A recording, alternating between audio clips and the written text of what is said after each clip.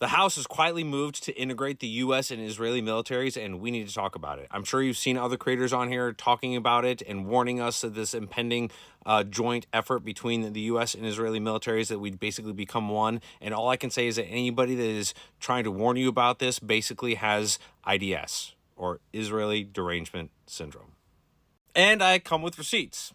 Now, all this panic is about Section 224 of the 2027 National Defense Authorization Act, or NDAA, and the title of this section is the United States-Israel Cooperation Initiative.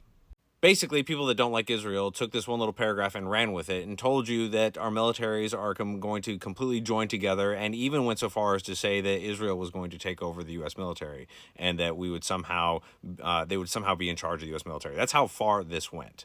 But this is all misinformation and honestly disinformation designed to further fear-mongering you into, for some reason, disliking Israel.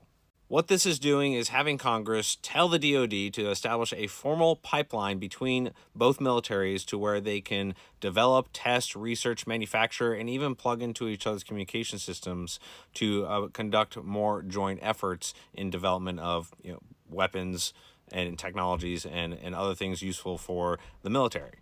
And so to understand where this integration would take place in the large machine that is the DoD, I need you to think of the DoD as these four simple layers. You have layer 1 is the warfighters, layer 2 is the builders, layer 3 is the buyers, and layer 4 are the rule makers. Well, this section would fall in layer 2 and 3 of those 4 layers. So I hope that cleared up the most egregious disinformation out there, which was that they were taking over our military or that we're becoming completely joint as one military. On to the second piece, which is that there is no congressional oversight. In the plain language of the bill, it talks about congressional oversight right here in this paragraph. After 180 days, the Secretary of Defense or the Secretary of War will go in front of Congress and give an update, a progress report of this new section. And then after that initial 6-month period, there is a 1-year anniversary where they file another report to Congress. And then after that is an annual report all the way up till 2030. So they report every year on the progress of this program. And then there's more disinformation that because they are assigning an executive agent, that executive agent would have authority over every other kind of component in the DoD, thus basically trumping anything and making the Israeli Joint Integration Partnership the priority. And this is just not true. The executive agent is assigned and specifically for the first reason of what an executive agent is. And it says right here, when there is no other existing title that they could assign for the objective. And so the objective here is to establish a new integration link, a new pipeline. And so, of course, you're going to assign an executive agent. That's just the standard next step. On top of that, the authorities are written and granted by the Secretary of Defense. So it is the authority of, in this case, Pete Hegseth, to decide on what those authorities look like. So they can be as broad or as specific as he desires them to be, and it still has to fit within the framework of Section 224.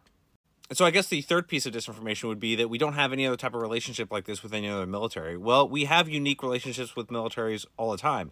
On this list behind me doesn't even mention the intelligence sharing agreement, Five Eyes, between the United States, Canada, Great Britain, Australia, and New Zealand. But that is a unique relationship that no other countries enjoy. And then on top of that, you have the most relatable example, which is the AUKUS agreement between Australia, ourselves, and the United Kingdom.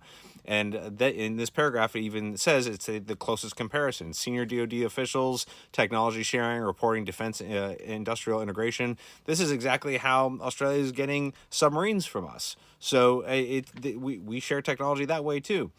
Israel is one of our closest and most relatable allies. So of course we're going to develop relationships that are similar but different. And then there is the National Technology Industrial Base between Canada, UK, Australia, and New Zealand, which is a long-standing defense industrial base integration, a whole ecosystem that works together. And then, of course, you have India here. This is critical and emerging technologies. We share technologies and supply chains with India. Did you know that? And before anybody starts blaming the Republicans or the Democrats, this was a joint effort to put in Section 224. It was authored by a Republican from Alabama and a Democrat from Washington. People speaking out against this simply do not know what they're talking about. Please tag them in the comments so they can get an education, and I certainly hope this helped you understand more about Section 224, and I certainly hope you're having a good day.